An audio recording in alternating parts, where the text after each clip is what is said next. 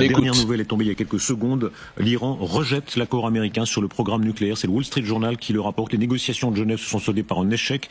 Téhéran refuse absolument même la solution du transfert à l'étranger des stocks d'uranium enrichi, s'opposant totalement à l'arrêt de l'enrichissement, au démantèlement des installations nucléaires et aux restrictions indéfinies de son programme. Et si les Américains attaquent, est-ce qu'il y a assez vite sur place, au sol, des unités de résistance comme celle-là qui peuvent en quelque sorte venir en aide pour renverser le régime?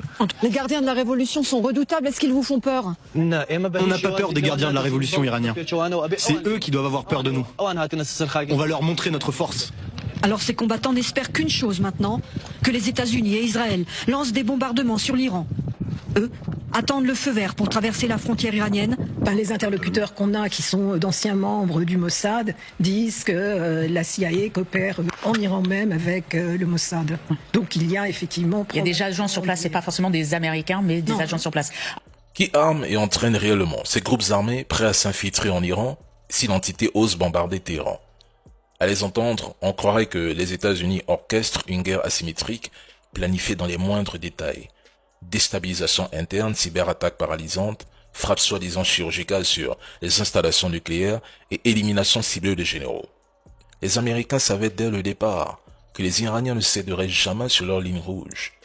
L'arrêt complet de l'enrichissement d'uranium, la démilitarisation de leurs capacités stratégiques, ce sont des concessions impensables pour un État qui a fait de sa souveraineté et de sa dissuasion le cœur de son identité. L'Iran est encerclé.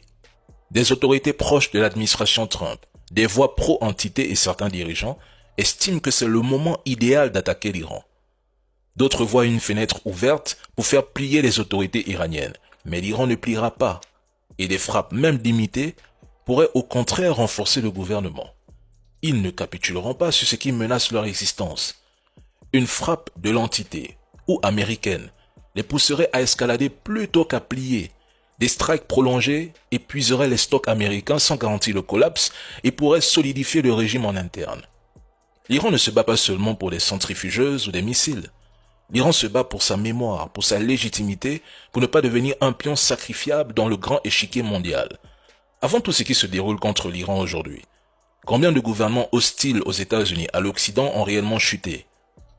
L'Iran opposera une résistance. C'est une question de survie pour eux. Dans les médias occidentaux, tout le monde appelle à la guerre, à attaquer l'Iran. Mais personne n'est prêt à en assumer les conséquences.